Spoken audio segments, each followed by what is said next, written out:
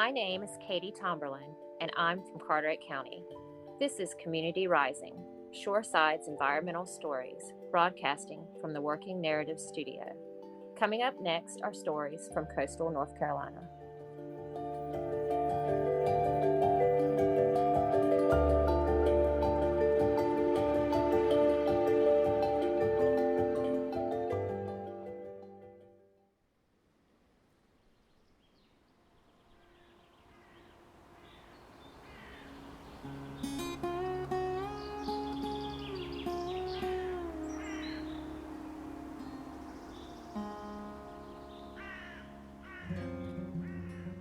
During the early spring to late summer months, it's a great time for coastal farmers to begin their growing season to provide fresh produce for their communities.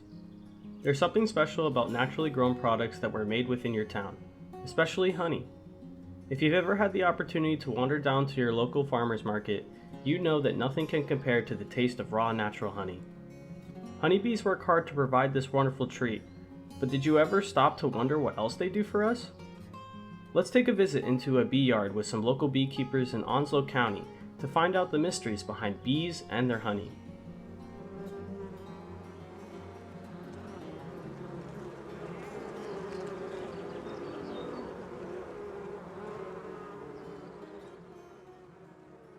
My name's Dave Sanbeg, and my wife's name is Lynn, and we're both full-time employees for the Onslow County School District.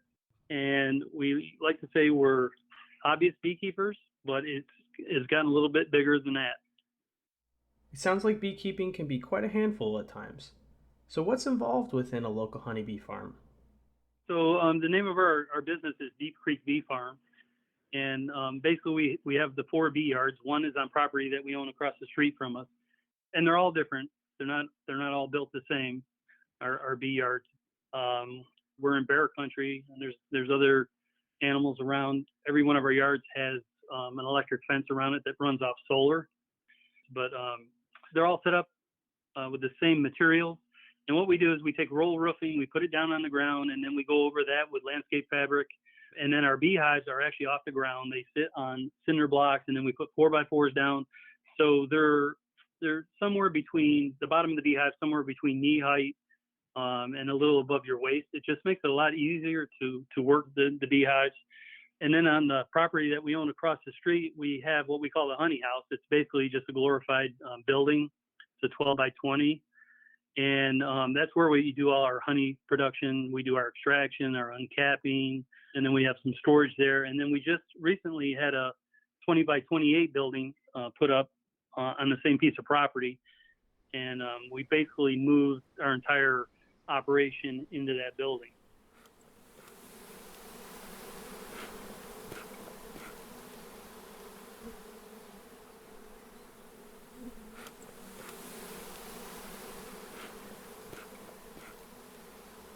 With multiple bee yards and several hundred bees per hive, the average upkeep for a master beekeeper can be a very laborious task.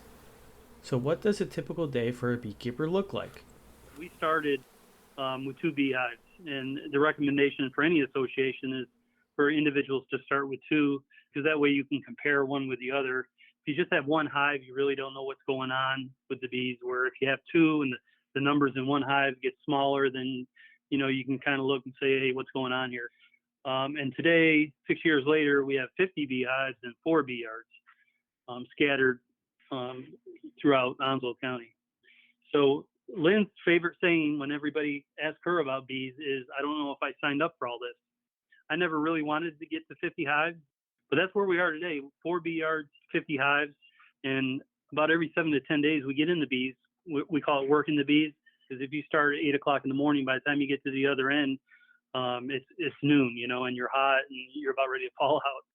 With fewer beehives, say 10 in each yard, that was kind of the goal. With 4 yards, 10 hives in a yard would give us 40 beehives. But now we have 50. But what we find ourselves doing now is working more than 1 yard a day. So we're almost in the same boat we were before, where we're almost falling out. But I don't know, it gets in your blood.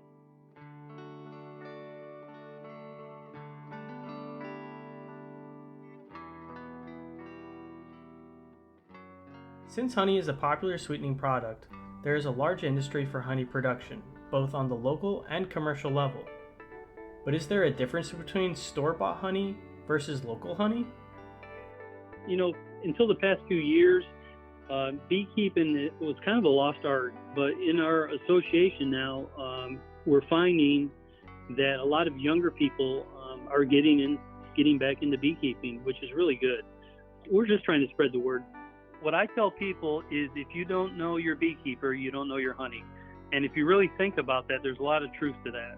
And we've made it a point to, one, get our name out there, and then be as reputable as you can be. So you're only as good as, you know, your operation is. I don't do the grocery shopping. Lynn does that. But I did go with her one day, and we were in a Food Lion, and it's our local Food Lion, and we happened to go down the aisle where they sell honey. So being a beekeeper, I was kind of curious. So the first bottle of honey I grabbed, I turned around and looked at the label to read the ingredients. And what it said was the company that packaged it did not produce it. So it doesn't tell you where it actually came from. And a lot of our honey is imported from China and various places. And they're cracking down on a lot of that illegal stuff because people have actually had their honey tested. And if it's not, they say, I don't know what the law is here in North Carolina, but I've watched videos where they say the law is as long as it's 51%, whatever they're advertising it as, then they're legal. So it's really important. You know, you're just not getting the benefit. There's so many people, especially on the coast of North Carolina here, that have allergies. And we know that just by people that we talk to and people that buy our honey. But Lynn and I, we had the thought, we wanted to serve the local people, and they can certainly go to a store and buy it. But there's always going to be a markup. Really looking at it, you can't tell a difference. And some of the jars of containers that they put the honey in might be colored and not a clear container. So it's really hard to tell. I've even tasted some of the store honey, and it tastes good, but you're just not getting anything out of it. Most people are buying honey not for the taste so much as the benefit that they're desiring. And there's a lot of tests that have shown that most store honey isn't honey at all. And we tell everybody, because we've had people say, I couldn't find any local honey, so they bought store honey. And it does taste good, but we encourage people not to buy store honey, to try to buy local honey. So that's why I say, if you don't know your beekeeper, you really don't know your honey. After I was able to talk with David and Lynn Sanbeg about beekeeping within our coastal community, I was determined to learn more about the honey production industry. During my research, I ran across a veteran master beekeeper that's been a huge contributor to the honey bee associations within Onslow County for over 10 years. Now let's hop over with Mr. Eric Talley to uncover more information about bees and their honey. So my name is Eric Talley. I am a master beekeeper with the North Carolina State Beekeepers Association. I am the current president of the Onslow County Beekeepers Association. I am also the Coastal Regional Director for the State Beekeepers Association. I currently have about 150 colonies of bees that I manage. And I keep bees at 8 different locations because you can get too many colonies of bees in one area and you don't have enough forage for them to survive. So I have them spread out on other people's property, probably within a 8-mile radius of my home here. And I also raise queens and sell to other beekeepers, send them as far away as South Carolina and Virginia and all over North Carolina through the mail. Honeybees are incredibly important to our environment, with roughly 80% of the commercial crop yield in the United States depending solely on the pollination from honeybees. However, in recent years, there have been many stories that have surfaced stating that the population of bees is declining. So what exactly is causing this decline, and how can this problem be fixed? In 1922, the United States put a moratorium on bringing bees to this country from other countries to try and keep this little bug out called the varroa mite. And somewhere in the 80s, depending on whose book you read, this varroa mite made it to the United States anyway. And today, it is the biggest problem worldwide that's killing honeybees, the viruses that it's carried. The problem is, in the United States, with the shortage of honeybees, folks have decided that they're going to bring honey in from overseas. We are in a problem area here because we don't have long, cold winters. There's a small hive beetle that made it over here in the mid-90s from sub-Saharan Africa. That is a pest that bothers our honeybees as well. But the biggest factor is the varroa mite, and I think the last I heard, currently there are 21 different viruses that is being carried by that varroa mite that are affecting the bees in one way or another. Another big problem that the honeybees are having, they need a variety of plants to collect pollen and nectar from, especially the pollen that they're getting their protein to feed their developing larvae from. That's what they're using the pollen for, to make a brood food and feed their developing larvae. And so over the years, back in the 70s when I started keeping bees, people didn't mow ditch banks and people didn't get rid of all the dandelions and the clover in their yard. And, somewhere along the line, apparently people decided they needed to compete for Yard of the Month, whether there is a program out there for a Yard of the Month or not. So there is a lack of nutrition in some areas that affects the health of the honeybee. So between the pest and the pathogens and the pesticides that are being used and the lack of nutrition, there are any number of factors that are affecting the health of the honeybee in the United States. And it takes a whole bunch of work to keep bees alive and healthy today. From an early age, people are taught about the crucial process of pollination. The honeybee flies from flower to flower to collect nectar. As the bee travels to a variety of different plants, it gathers grains of pollen and then disperses them to other plants, thus establishing the cycle of pollination. Honeybees are an essential component of the agriculture industry, supporting the nearly $170 billion business worldwide due to their pollination. Without honeybees, our environment as we know today would be very different. Albert Einstein made a statement that if the honeybee were to disappear from the earth, the human race would be gone in less than 5 years. Because 1/3 of what we eat took a honeybee to pollinate, and 1/3 of what we feed to beef cattle and chickens and horses and hogs also took a honeybee to pollinate. The commercial honeybee industry is a tremendous system of moving parts from around the country. But how does it specifically work? Let's, for instance, talk about the almond groves in Southern California. The almond will not pollinate without a honeybee. The native pollinators, there's just not enough of them down there. And so, for instance, I think last year, this last January and February, because the almonds bloom for about a 3-week period of time in February, and that's it. So I think I read a USDA. They estimated, as of late December, there were 3.1 million colonies of managed honeybees that are kept for the purpose of pollination. Now, we're not talking about guys like me that keeps bees in one place. We're talking about big commercial guys that put them on a truck and move them around for pollination.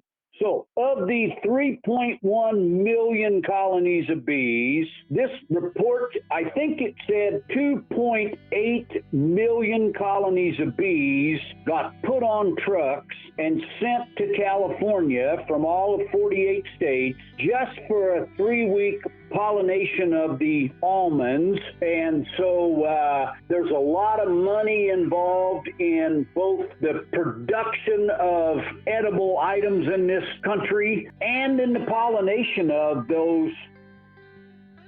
With the commercial agriculture industry continuing to consolidate their resources for specific farming systems that provide the highest return, such as monoculture, the necessity for honeybees has exceedingly increased in recent years. Through these agriculture systems that focus on one singular crop within large areas, the pollination process is a key component for some crops. While these non-traditional farming systems are generally better for the overall product yield, they can also have negative effects on honeybees throughout the United States. When they put them on a monoculture, for instance, almonds, and all of these bees are in one area, they're spreading diseases. Your bees could be close enough to North Carolina bees and let's say bees from New Jersey and bees from Nebraska and bees from Texas could all be within a half a mile of each other and spreading diseases. And then at the end of pollination, they get put on trucks and sent back home. So the bees were stressed out from having only one pollen, being put on trucks and moved. So it puts a lot of stress on them, but we can't grow the amount of food in this country that we need or that even we export to other countries without honeybees to do the pollination. The last report that I saw, an estimate about North Carolina, for instance, was a couple of years ago, and they estimated at that point that the production of crops for only the ones that needed pollination were worth about $100 million. And the pollination, people being paid to take their honeybees to those crops to pollinate them, was worth about $14 million just in 1 year. The impact honeybees have on the agriculture industry with their pollination process is incredible. But the significance of the honeybee doesn't stop there. The production of consumable honey is one of the largest industries in the world due to its popular usage as a sweetener. But did you know that approximately 75% of the honey within the United States is imported from outside the country? Typically, this wouldn't be a problem given that most people who purchase foods at the grocery store trust the products due to strict FDA regulations. However, this is not always the case for all products, and some labeling processes from the FDA do not tell the entire story. Such is the case for most store-bought honey, thus highlighting some issues with the commercially imported honey from outside the United States. So why are local beekeepers so important for honey production? In the United States, if we're going to extract honey for human consumption, we use either plastic or stainless steel. In China, they are using galvanized tubs with lead solder, and they're feeding a lot of sugar water to make a lot of honey that is not really honey. It's a sugar water product, and it's not good stuff. They also flooded the market in the United States and brought the cost of honey way down. And so somewhere, and I think it was in the early 80s, the United States said no more honey from China coming into the States. So China has circumvented that, and they now sell honey in bulk, container ships, to Venezuela and Mexico and Argentina. And so then these countries mix that Chinese honey with their honey, and then they wind up shipping it to the States anyway with Chinese honey in it. And it gets here and is not very good honey, and it's ruining the honey market for the American beekeeper.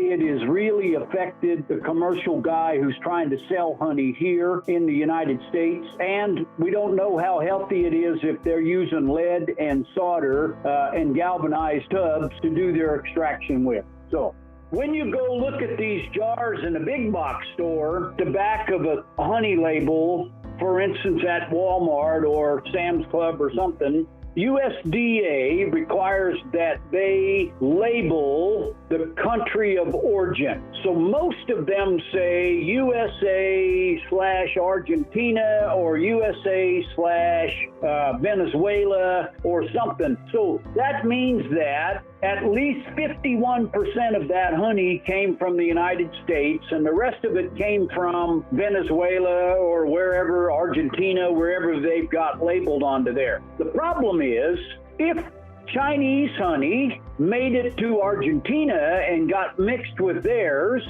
and then it came to the States, and now you've got Argentina/Chinese honey that gets mixed with USA honey, and it's all the same color because they mixed 100,000 gallons all at one time.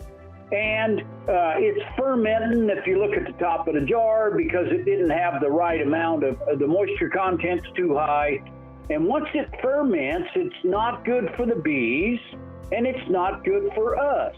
So I would challenge you to get a jar of local honey and compare it yourself, taste-wise, with something that came from a big box store, and you'll probably not go back to big box store honey. Well, I hope you enjoyed uncovering the mysteries of bees and their honey just as much as I did. From the pollination process to the expansive honey industry, the honeybee influences a majority of aspects within our daily lives and environment. It's truly incredible what these insects can do for us.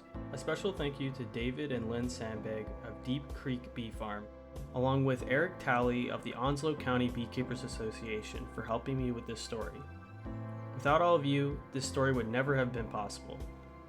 If you are interested in more information about beekeeping, I highly suggest you reach out to your local Beekeepers Association. Just going out to your community's farmers market and supporting local honey is a huge way to help. Plus, you can get a nice sweet treat. Thanks for listening.